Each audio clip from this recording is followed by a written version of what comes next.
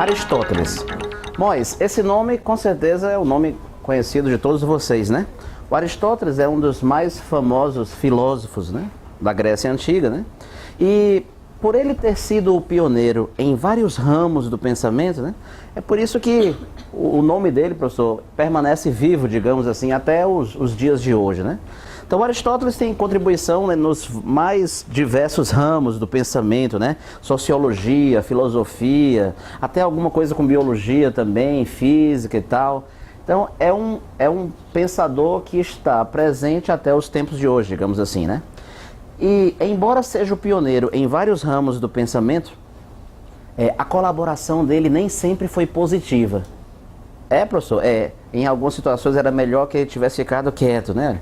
Por exemplo, no caso do estudo, né, da mecânica, no caso do estudo dos movimentos, né, o Aristóteles foi o primeiro, digamos assim, a se interessar pelo estudo do movimento, pelo estudo cinemático, digamos assim, né, professor? Mas sem, digamos assim, se preocupar com o método experimental, né? Sem se preocupar em fazer experiências. Como todo filósofo, né, ele ficava no ramo da filosofia, né, professor? Isso, né? Então, na aula de hoje, a gente vai estudar aquilo que o Renato Brito chama de o pensamento aristotélico. O pensamento aristotélico no estudo da mecânica. E o pensamento aristotélico é algo que nasce enraizado em todos nós. Em mim, em vocês. E todas as pessoas, desde pequenininho, nascem pensando como Aristóteles, crescem, se desenvolvem. E se ninguém corrigir o pensamento aristotélico, você morre pensando como Aristóteles pensava e você acha que está certo. É uma coisa que impregna em você e parece fazer sentido. Essa é a maior dificuldade do pensamento aristotélico, é que ele parece fazer sentido. Professor, me diz assim, algumas situações para eu entender. Por exemplo, olha, chegue para qualquer pessoa, né, e pergunte o seguinte: olha, fulana, eu tenho aqui uma melancia e um limão, e eu vou soltar aqui da janela. Mulher, quando eu soltar aqui da janela, quem é que vai chegar primeiro lá embaixo? A pessoa não vai nem parar para olhar. Ela vai dizer assim: mulher, não tenho nem tempo para olhar para isso. Claro que a melancia vai chegar primeiro. Ela pesa mais. Se ela pesa mais, ela vai ser puxada para baixo com mais força. Por isso, professor, ela vai ser atraída mais violentamente, ela vai ganhar mais velocidade e por isso ela vai chegar lá embaixo primeiro. É lógico. Não vou nem olhar, tô sem tempo, né? Tô ocupada, né? Ela não vai olhar e ela jura que o raciocínio faz sentido. Mas se você parar para pensar, não parece fazer sentido? A melancia não pesa mais do que o limão, não? Leva a melancia o dia inteiro nas costas pra tu ver. Pesa, né? Se ela pesa mais do que o limão, professor, é porque ela está sendo atraída para baixo com mais força, né? Que a atração gravitacional não é exatamente isso? E se ela está sendo puxada para baixo com mais força, é natural que ela ganhe mais velocidade. E por isso ela deveria chegar lá embaixo primeiro. Professor, eu não sei onde é que está o erro nesse raciocínio do senhor. Mas quando a gente solta, ela não chega lá embaixo primeiro. Solte da janela aí do 10º andar uma melancia e um limão e observe como elas chegam lá embaixo praticamente juntos, né? Fala, é mesmo, hein, professor? Mas parece fazer sentido, né? É o pensamento aristotélico, é esse tipo de raciocínio que você, né? É o que a gente chama de sofisma, né, professor? Sofisma, né? O que é esse tal de sofisma? É uma palavra que o pessoal usa aí na filosofia, que a ideia basicamente é o seguinte: você parte de um raciocínio, de um fato que é verdadeiro, e aí você, né, vai fazendo uma sequência de conclusões, né, que parecem logicamente encadeadas, mas no final você chega a uma conclusão absurda. No nosso caso, a melancia pesa mais do que o limão. Por isso ela vai ser puxada para baixo com mais força, né? Por isso ela deve adquirir maior velocidade, por isso ela deve chegar lá embaixo primeiro. Só que ela não chega lá embaixo primeiro. E você não sabe cadê o erro do raciocínio. É o que a gente chama de um sofisma, professor. Esse nem é dos mais graves, não. Existem sofismas muito piores que atrapalham diretamente você, estudante de física, estudante de mecânica. Professor, diz outro aí.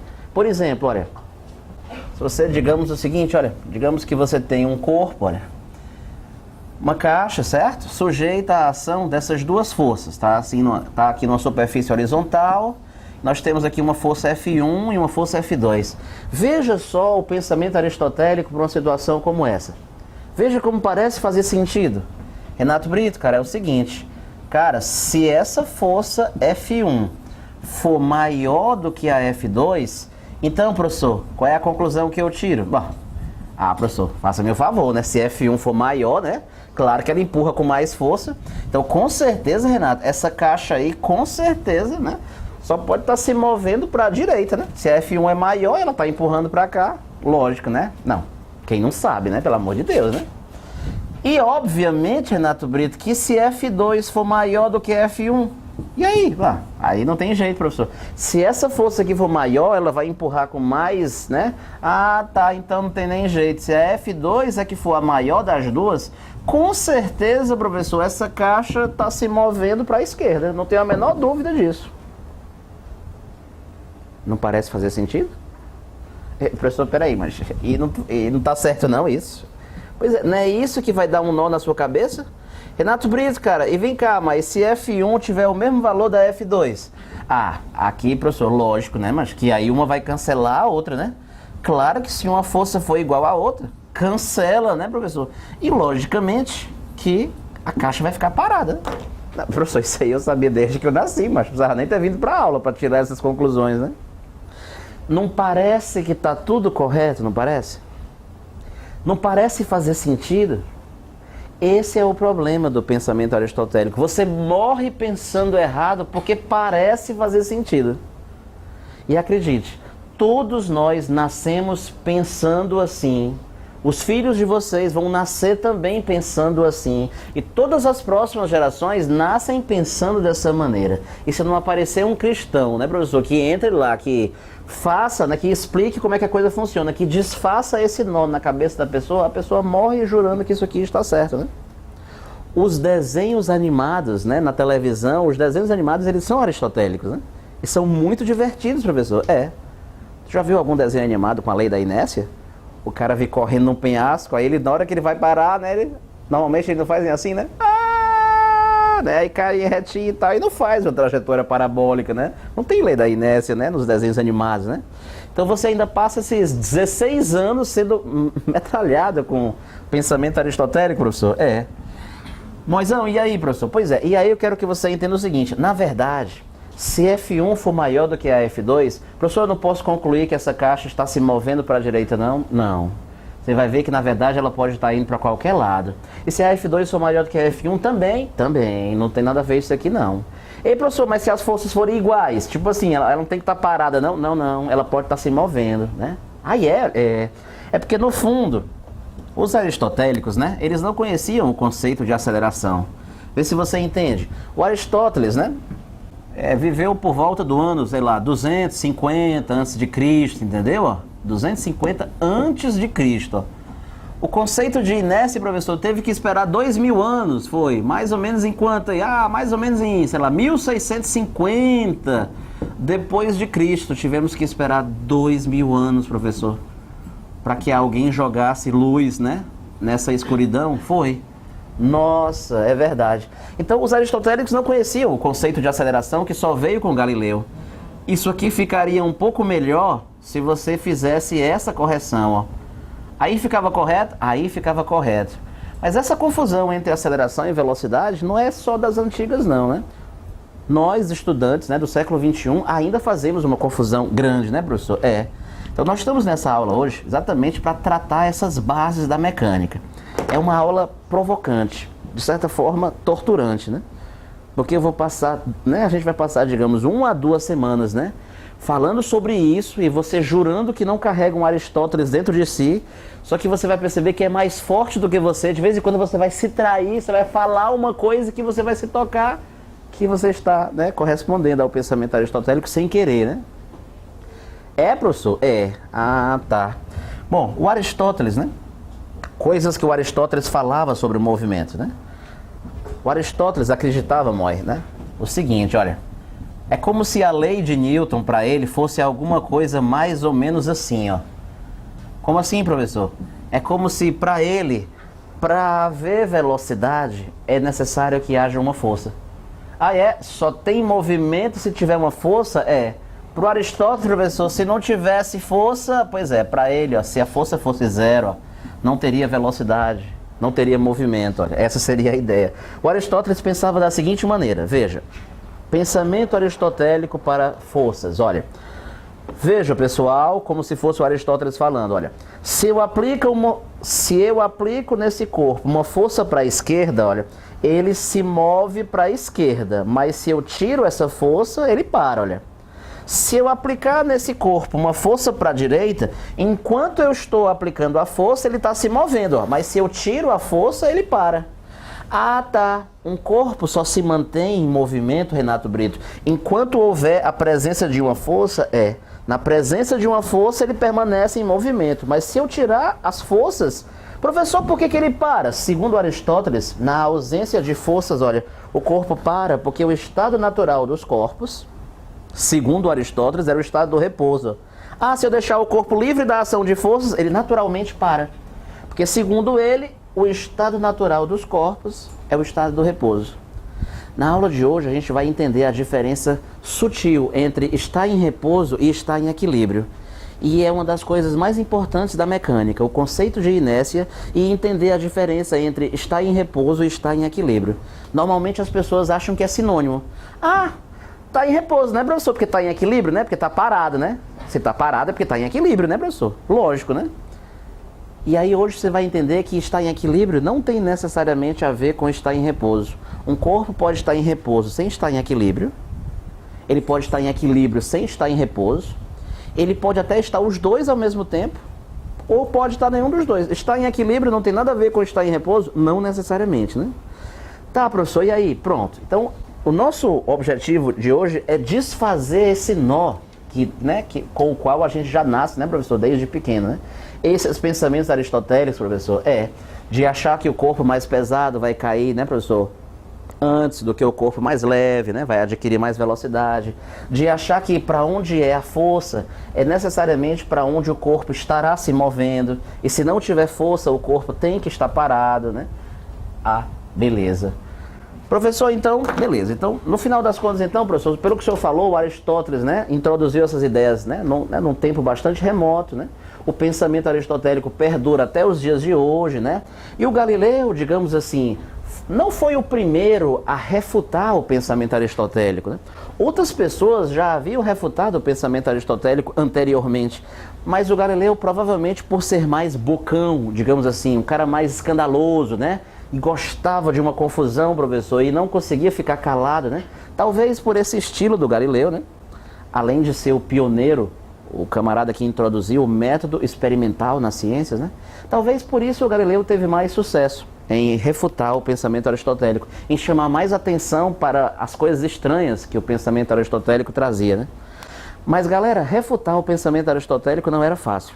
Por exemplo, um dos pensamentos aristotélicos era aquele que dizia que a Terra estava parada. Que a Terra estaria parada, né? Que a Terra estaria, né, seria o centro do universo, né?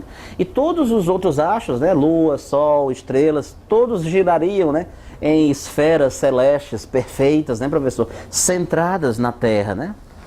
Aí tem a ideia, uma ideia meio bíblica também, né? Uma ideia, digamos assim, religiosa, né? O homem, né, como sendo a máxima criação divina no centro do universo, né, professor? E aí tudo giraria em torno da Terra, que estaria parada, né? Os aristotélicos tinham argumentos para justificar por que a Terra tinha que estar parada. Primeiro que para eles, para estar em movimento, era necessário que houvesse uma força, né? E aí eles imaginavam, né? Putz, imagina o tamanho da força para mover a Terra. A Terra só pode estar parada, professor? Logicamente que... Lembra quando vocês eram pequenos que vocês não sabiam a diferença entre Terra, mundo, planeta e universo? Mamãe, o que é a Terra? É a mesma coisa que o mundo? E a mesma coisa que o universo? Bom, então começa daí, né? Qual era o tamanho do mundo para eles, né? Qual era o tamanho da Terra para eles, né, e tal, né? Bom, professor, então, um dos motivos, né? Para fazer com que a Terra se movesse, imagina o tamanho da força que seria necessária, né? Professor? Mas o outro argumento, olha, por que eu tenho certeza, por que eu, aristotélico, tenho certeza que a Terra está parada? Observe. Essa árvore, né, ela tem pássaros. E esses pássaros comem comida do chão o tempo inteiro. Vocês percebem que o pássaro vem, desce e volta, e eles comem? Se a Terra se movesse como vocês dizem que ela se move, a Terra se moveria a uns 30 km por segundo, para dar tempo de ela dar essa volta. Então, se a Terra estivesse se movendo, em um segundo que o passarinho voasse para pegar essa comida do chão e voltasse, a Terra iria se afastar 30 km no chão. E não iria dar tempo desse passarinho pegar essa comida e voltar. E aí os passarinhos morreriam de fome. Você já viu passarinhos morrerem de fome porque não conseguem comer no chão? Então você percebe que a Terra só pode estar parada. Tanto é que dá tempo deles irem, voltar e não acontece nada com os passarinhos. Eles conseguem comer do mesmo jeito e o chão nem se afasta. Como vocês burros, né? São burros em achar que a Terra está se movendo, né? Mas não faz o menor sentido, não é verdade? Professor, então segundo eles, pronto, eu estou aqui do lado dessa parede. E a prova de que essa parede está parada é o seguinte: se a Terra estivesse se movendo, essa parede também estaria, né? E aí se eu desse um salto aqui, essa parede vinha, e você tacaria em mim, que eu ia cair no chão ali, esmagado pela parede. E professor, aí o senhor pula, né? E não acontece nada com o senhor, né? Segundo eles, né? Isso era a prova de que a Terra está parada, né? Claro, tudo isso por não conhecer a lei da inércia, né?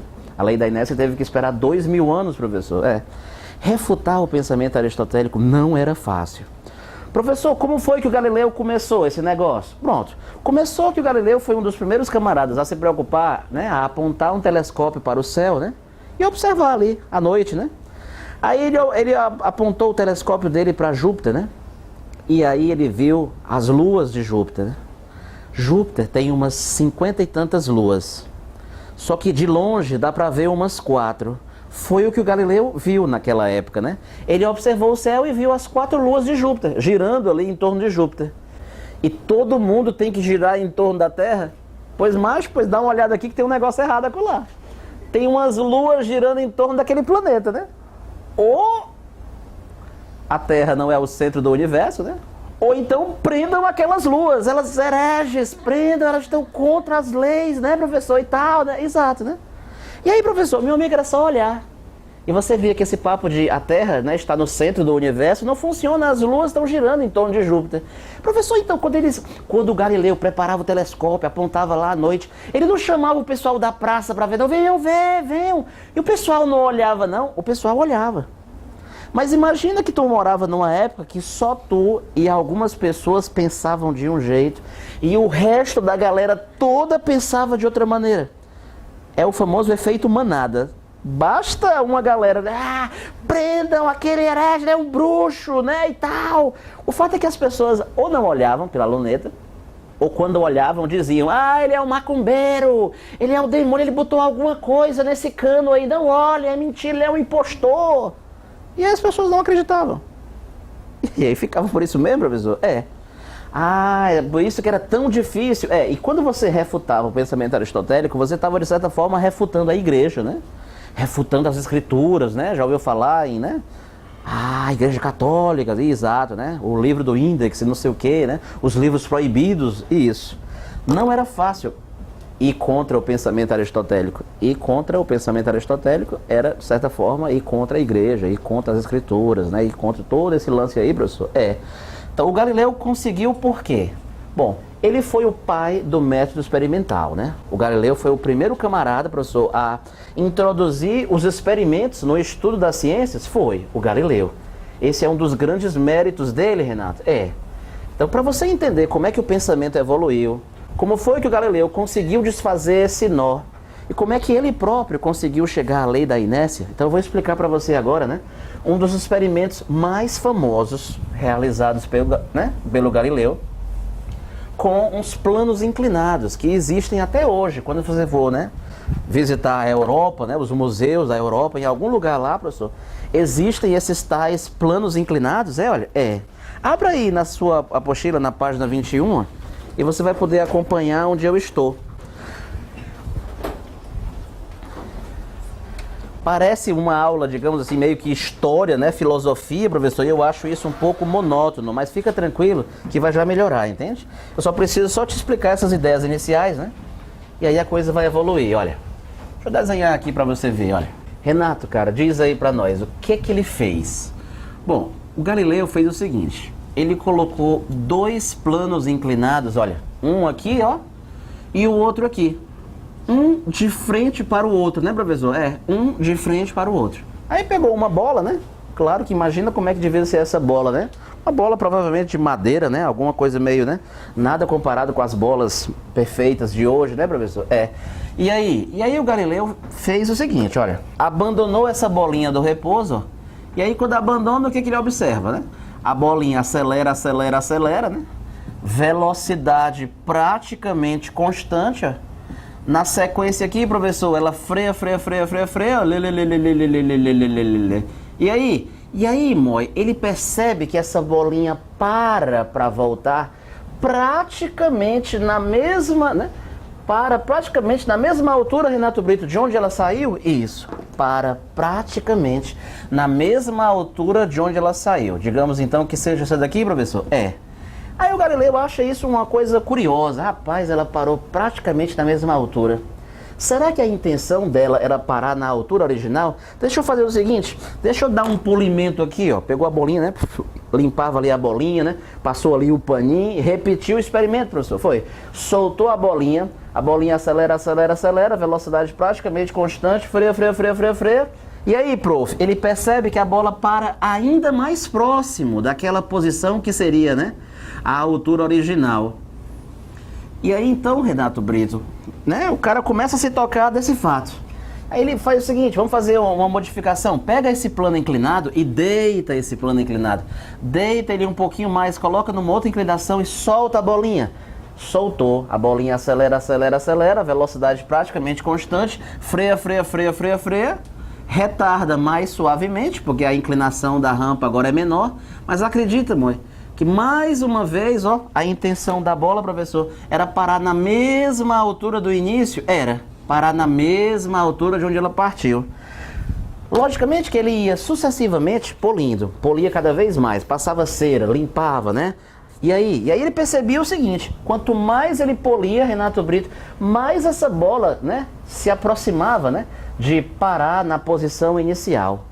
Claro que ele não conseguiu eliminar o tal do atrito, né, 100%, né, mas ele conseguiu deduzir, né, por extrapolação, rapaz, quanto mais eu dou o polimento, mais ela se aproxima daquela posição ideal. Quanto mais eu dou o polimento, mais ela se aproxima. Então eu percebo que se eu conseguisse eliminar aquele tal de atrito, e aí, se eu conseguisse, ela iria parar na posição de onde ela partiu. Ela só iria parar se ela, né, quando ela atingisse a altura inicial. Renato Brito, me diga uma coisa. No começo da aula, o senhor falou que o Aristóteles dizia o seguinte, que o corpo só se mantém na presença de uma força. Se eu tirar essa força, o corpo para. Mas nós sabemos, professor, que quando o senhor está soltando esse apagador, ele não está livre da ação de forças, né? Nós sabemos. Quando o senhor tira todas as forças, professor, o corpo para. Mas na verdade ele parou por causa de quem, pessoal? Por causa do atrito. Aí você vai me perguntar, o Aristóteles não conhecia não, professor, esse tal de atrito? A questão é o seguinte, olha, o Aristóteles, ele não encarava a força de atrito como uma força como outra qualquer, que possa ser suprimida do movimento. Para o Aristóteles, o atrito era parte integrante do movimento. Ele chamava de resistência ao movimento. A resistência ao movimento era algo inerente ao movimento, fazia parte do movimento. E segundo Aristóteles, todo movimento ocorreria na presença dessa resistência, que era, digamos assim, inevitável. Então, a mecânica aristotélica, ela partia de um pressuposto errado. Qual? Todo movimento ocorre na presença de uma resistência. Aqui, professor, no pensamento, né, na ideia do Galileu, ele estava se tocando. Rapaz, se eu conseguisse eliminar essa tal da resistência, eu percebo que por algum motivo essa bola só para voltar quando ela atinge a mesma altura inicial. Olha. Já era a ideia de imaginar como seria o movimento se não tivesse a tal da resistência, a tal, né, da força de atrito, professor. Então, ele não conseguiu eliminar o atrito, mas ele foi capaz de deduzir que se ele conseguisse eliminar o tal do atrito, Renato Brito, a bola só ia parar para voltar, professor, quando ela atingisse a mesma altura inicial? Isso, quando ela atingisse a mesma altura inicial. Aí o que o Galileu pensou? Bom, eu não sei por que isso acontece, mas essa bolinha, por algum motivo, só para voltar quando ela atinge a mesma altura inicial? Pois deixa eu ver como é que ela se comporta então, olha. Como é que essa bolinha vai se comportar se eu pegar essa rampa e eu deitá-la? Se eu colocar essa rampa no chão, e aí, bolinha? Quando é que você vai, né? Qual vai ser o seu comportamento? Quando é que você vai parar para voltar? Solta a bolinha de novo. A bolinha, né, acelera, acelera. Aí vem aqui, professor, velocidade, né, e tal, né? E aí o que acontece? Ora, se a bola só para voltar ao atingir a mesma altura inicial, por esse caminho, turma, quando é que ela vai atingir a mesma altura inicial? Nunca, professor. E, portanto, se ela não vai atingir a altura inicial nunca, na ausência de atrito, quando é que essa bolinha, portanto, deveria parar? Professor, pelo jeito aqui, ela não vai parar nunca. Pois é.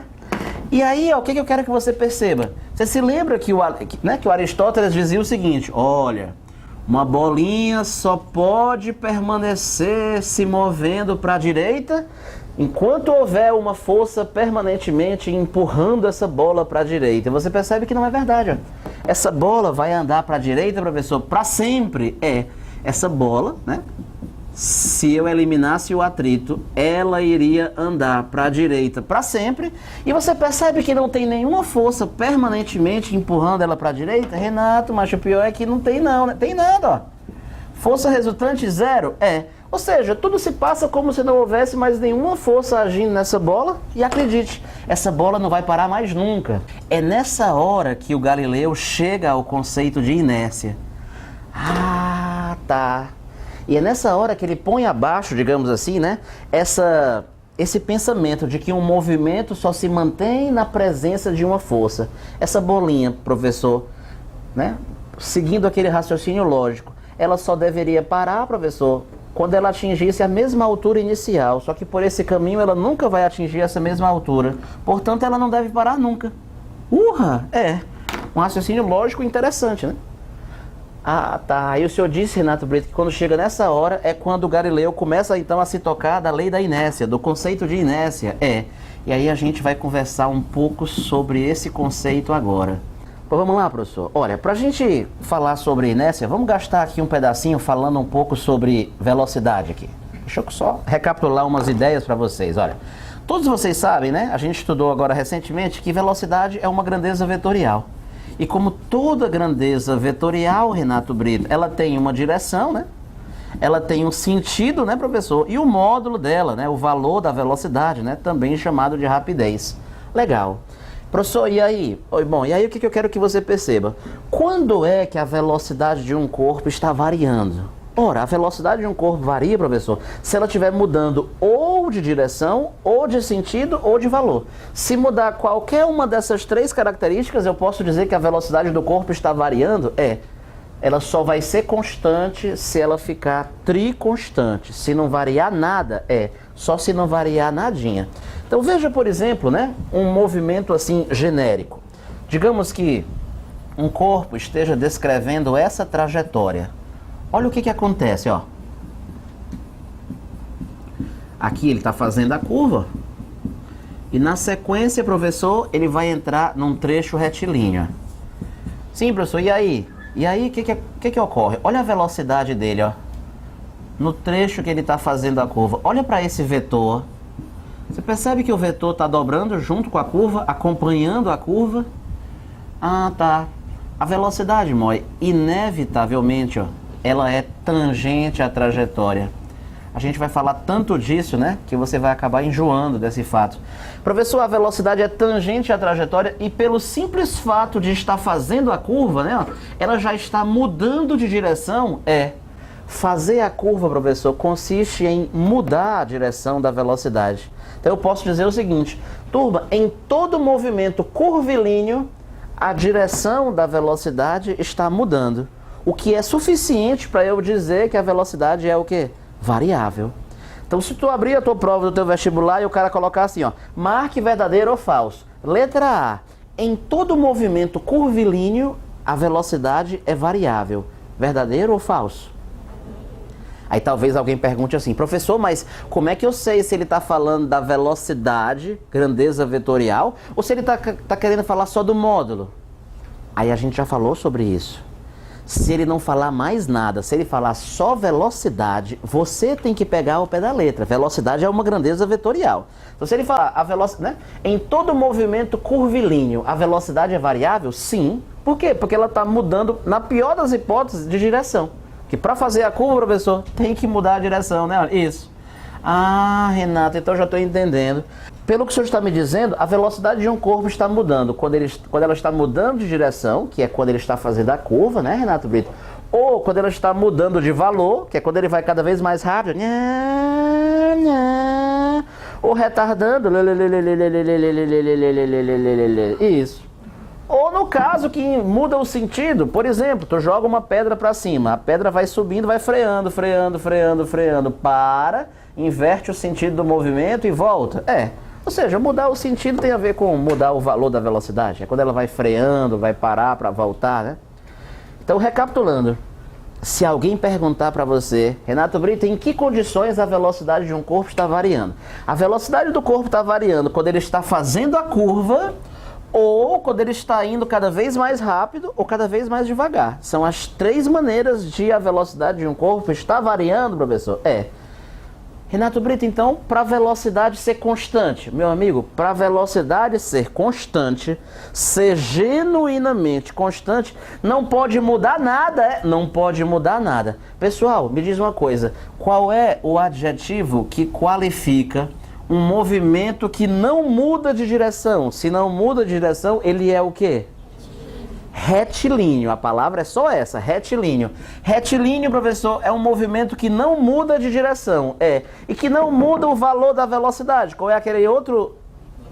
Uniforme. Professor, mas para não mudar o valor da velocidade tem que ser uniforme. Professor, então para não mudar nem a direção, nem o sentido, nem o valor, qual é o único movimento que vai se enquadrar nisso aí, Renato Brito? O MRU, pessoal. O MRU é o único movimento no qual a velocidade é genuinamente constante. Professor, não muda nem a direção, nem o sentido, nem o valor? Que é exatamente o movimento que aparece de brinde aqui, ó, quando a gente faz o estudo aqui da lei da inércia. Essa bolinha tá em MRU, né, professor? Forever, né? Exatamente, ó. Ah, tá. Tá, professor, tô entendendo, mas e essa tal de inércia que o senhor ia falar? Pronto. Tô chegando lá, tô chegando na lei da inércia, certo? Vamos aqui devagarzinho. Então, nesse primeiro momento eu estava dizendo para você em que condições a velocidade de um corpo varia. Vou falar de novo. Quando é que a velocidade de um corpo está variando? Quando ele está fazendo a curva, ou quando ele está indo cada vez mais rápido, ou cada vez mais devagar. São as maneiras de a velocidade do corpo estar variando, professor? Pronto. Moi, os pensadores aí, a galera aí, os aristotélicos, né? Eles achavam que um corpo só iria permanecer se movendo para a direita, né? Para sempre, se houvesse uma força permanentemente empurrando ele para a direita, né? Olha, mas você percebeu que isso não é verdade. O Galileu fez um experimentozinho bacana, que pela lógica ele concluiu que essa bolinha não iria parar nunca, e não tem nenhuma força permanentemente empurrando essa bola para a direita. Professor, vala. Então quer dizer que o papel da força no movimento não era aquele não, que eles pensavam? Não. Tanto é que essa bola vai se manter em movimento para sempre e não tem nenhuma força empurrando ela. Ah, tá. Ah, professor, então a gente precisa rever os nossos conceitos sobre força, né? Porque eu achava que a força era necessária para haver movimento. E nem é, né? Aqui, ó, esse movimento vai se manter para sempre e não tem nenhuma força empurrando. Não tem. Temos que rever o papel da força no movimento, professor. Para que serve a força no movimento? E aí chegamos num ponto importantíssimo da aula. Turma, sabe qual é o papel da força no movimento? Força no movimento serve para quê, moçadinha? O papel da força no movimento, Renatinho, é fazer uma coisa com a velocidade. É o quê? É variar a velocidade. Professor?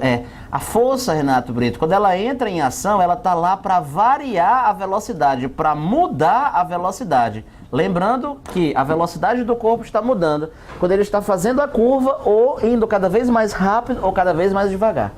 Esse é o papel da força no movimento. Professor, me diga uma coisa. Se tiver força resultante agindo nesse corpo, então a velocidade dele pode estar variando ou a velocidade dele tem que estar variando? É obrigatório que ela esteja variando. O que é que você diria?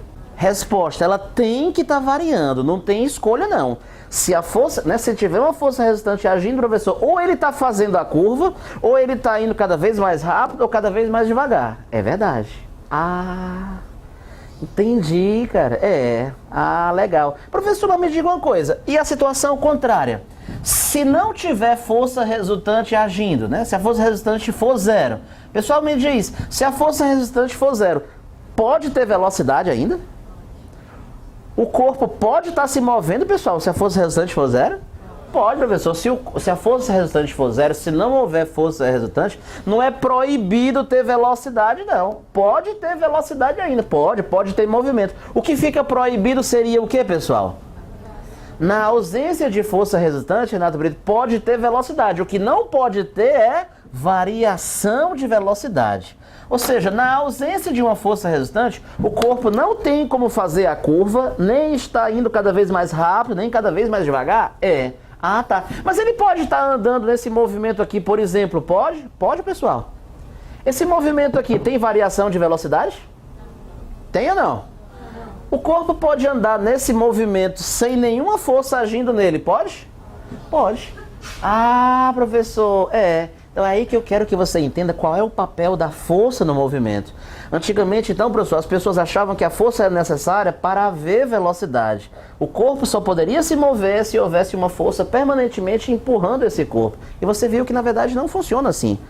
Renato Brito está me dizendo, cara, que o pensamento moderno, digamos assim, é esse. Olha, diz aí que a força resultante, o papel dela é variar a velocidade. Se houver uma força resultante agindo, professor, a velocidade do corpo obrigatoriamente tem que estar variando, tem. Ou ele está fazendo a curva, ou indo cada vez mais rápido, ou cada vez mais devagar? Ah, tá. E se não tiver força resultante? Se ela for zero, se não tiver força agindo lá nesse corpo, professor, a velocidade dele tem que ser constante ou ela pode ser constante, né? Ela tem que ser constante, obrigatoriamente ela não pode estar variando? Ela não pode estar variando. Cara, mas... Então, esse é o papel da força no movimento? Ah, professor. Aí quando chega nessa hora, agora que você entende que o papel da força no movimento é variar a velocidade, professor, eu achava que quem variava a velocidade era a aceleração. A aceleração não é algo que age num corpo. Quem age num corpo é a força, né? É a força que age no corpo e varia a velocidade dele, né? A aceleração, ela só vai me dar a taxa de variação da velocidade. A gente vai falar isso mais pra frente. Se a aceleração for grande, é porque a velocidade está variando rapidamente. Se a aceleração for pequena, a velocidade está variando lentamente. Se a aceleração for zero, a velocidade não está variando. Mas o agente que varia a velocidade é a força que age no corpo. Tu já viu uma aceleração agindo no corpo? A aceleração não age em ninguém, quem age é uma força, né? Que um agente aplica no corpo, né, professor? A força é que está lá para variar a velocidade, né, Renato Brito? Ah, tá.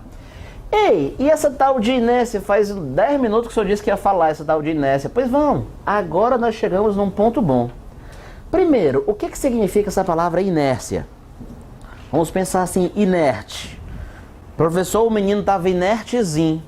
Ele não fez nada. O que é uma pessoa inerte? Professor, meu primo foi assaltado. Levaram o tênis dele, o relógio dele, o celular dele, ficou lá inertezinho, não fez nada. O cara deu um tapa nele, levou a roupa dele, amarrou ele no poste com a corrente no pescoço e ele ficou lá. E aí, inerte é aquela pessoa, é aquela coisa que não reage, que não muda, que permanece como está, professor, que não tem reação, do jeito que ela está, ela fica. Ah, é aquela coisa que não muda, que não varia, que permanece como está. Inerte. Tipo, é por isso que o professor fala que gás nobre é aquele que é inerte, porque ele não reage, pois pronto. Gás nobre, inerte, aquele que não reage. Tem a ver? Tem. E no caso aqui, professor, o que tem a ver negócio de inércia com esse negócio aqui que o senhor estava falando? Pois pronto.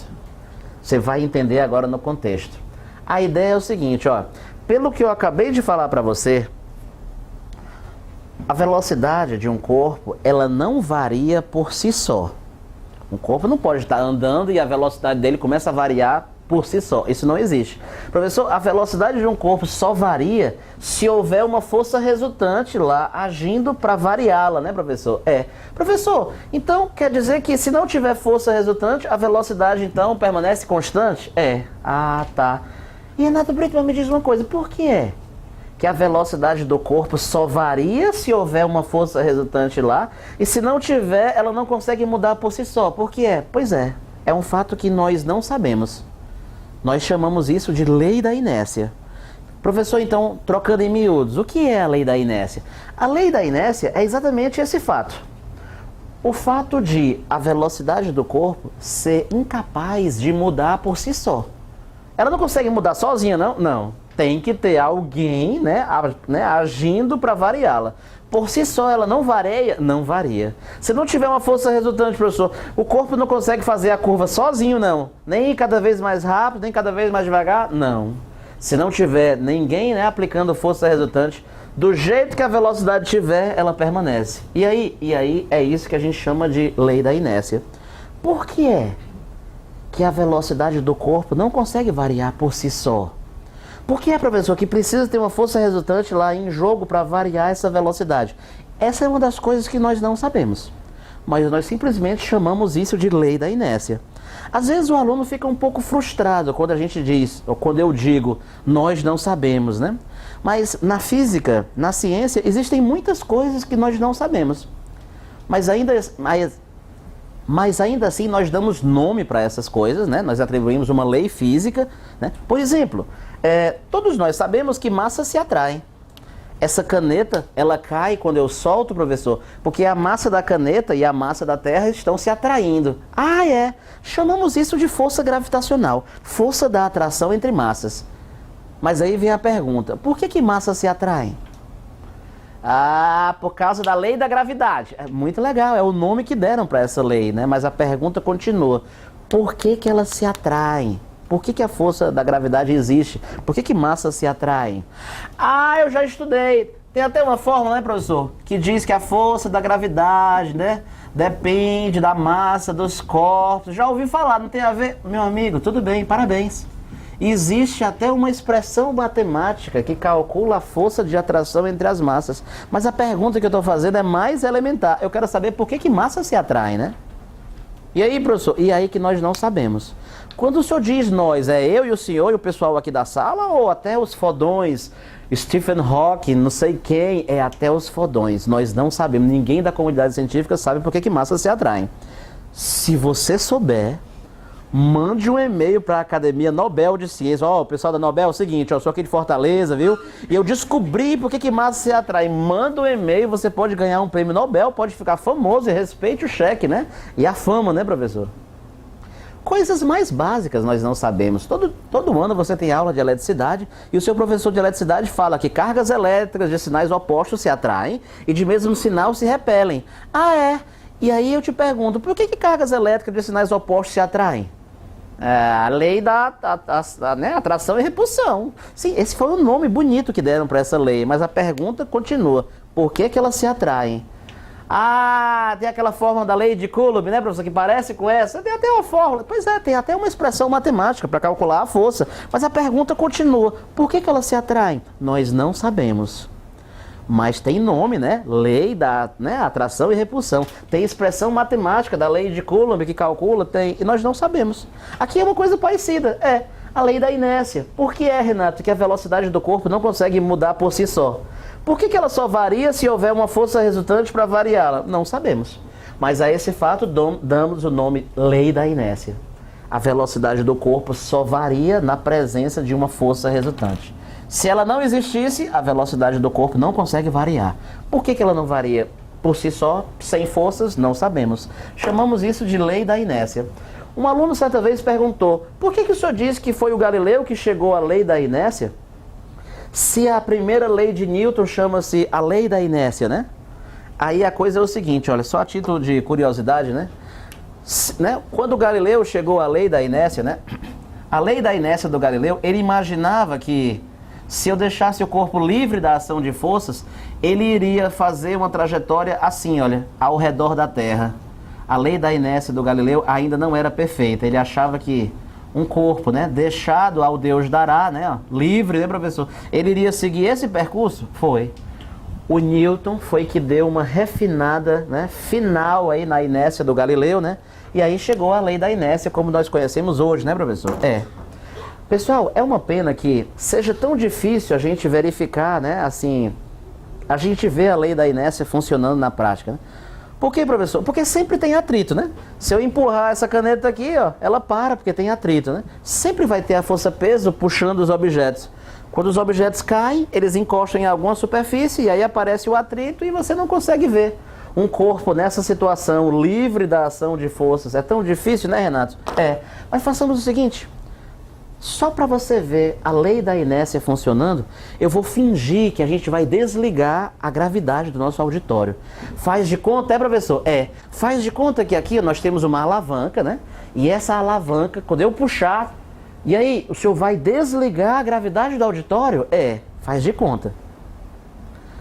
Qual seria a sensação que você ia ter se a gente desligasse a gravidade do auditório? Será que seria uma sensação boa ou ruim? Massa, vou ficar tipo assim flutuando, professor. E aí? Pois tu acha que seria uma sensação boa? Vou te dizer, a sensação que você teria é péssima, é horrível. Que sensação seria? Sabe aquela sensação que você tem quando você salta do trampolim? Aquela fração de segundos que você ainda não chegou até a piscina, né? Que você fica assim, meu Deus do céu, pelo amor de Deus, chega logo, que você falta morrer, parece que está saindo as suas tripas pela boca. A sensação de estar em queda livre seria a sensação que você ia ter se eu desligasse a gravidade do auditório. Você deve estar se perguntando, mas o que tem a ver uma coisa com a outra? Desligar a gravidade, queda livre. Na verdade não é uma coisa muito difícil de você entender não, mas o fato é que a sensação que você teria seria aquela assim, todo mundo assim, professor, liga aí, professor, liga aí, todo mundo, aquela vomitação coletiva, todo mundo, a mulher melou toda, aquela putaria e tal, professor, liga logo, tá passando mal, o menino que tá morrendo. Seria um pânico de 5 minutos até eu ligar a gravidade de volta, seria horrível. Imagina um insano que dura 15 minutos. Uma sensação péssima. Professor, só vai desligar mesmo, faz de conta, né? Quando os astronautas vão lá para aquela estação internacional que está em volta, em torno da Terra, né? O movimento deles, pessoal, ao redor lá, né? É um movimento semelhante à queda livre, né? Eles estão sujeitos exclusivamente à ação da gravidade. E por um motivo que vocês só vão entender lá na frente, a sensação que o astronauta tem lá na estação, né? É essa mesma sensação que eu acabei de te descrever, a sensação de queda livre. Professor, se ele passar um mês lá, ele vai passar um mês, 24 horas por dia, 30 dias seguidos com a sensação de estar caindo. Não é péssima? Imagina o cara vai dormir, tô caindo, esse chão que não chega, né? Imagina aquela pessoa que não faz xixi no banheiro de nenhum, só faz xixi em casa.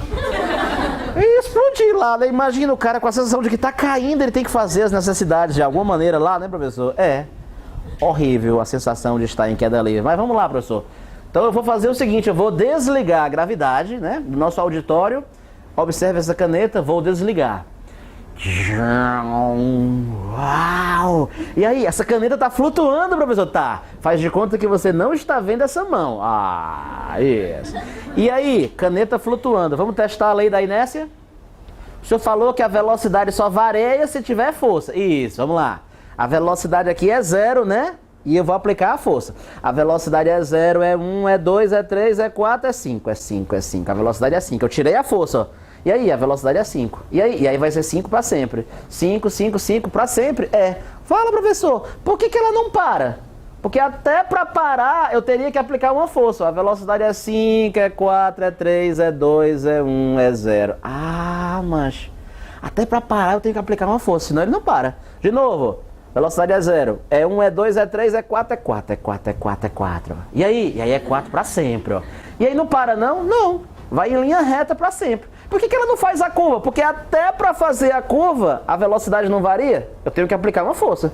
Sério? Senão ele não faz a curva. Caracas, então se for para ir mais devagar, tu aplica a força. Se for para ir mais, né, lentamente, tu aplica a força. Se for para fazer a curva, tu aplica a força. Ei, mas se tu tirar as forças? Se eu tirar as forças, ela vai ficar do jeito que ela tá. Professor, se ela estiver parada, ela vai ficar parada para sempre. Se ela estiver em MRU, ela vai ficar em MRU para sempre. Na ausência de forças, ela permanece como ela está, na ausência de forças. Ela não pode nem fazer a curva, nem fazer a curva. Por quê? Porque até para fazer a curva precisa de força. Caraca, mas que massa! É uma pena que a gente não consegue ver isso no dia a dia, porque sempre tem atrito e sempre tem a força-peso, né? Agindo nos corpos, né? Essa é a ideia da lei da inércia, Moi.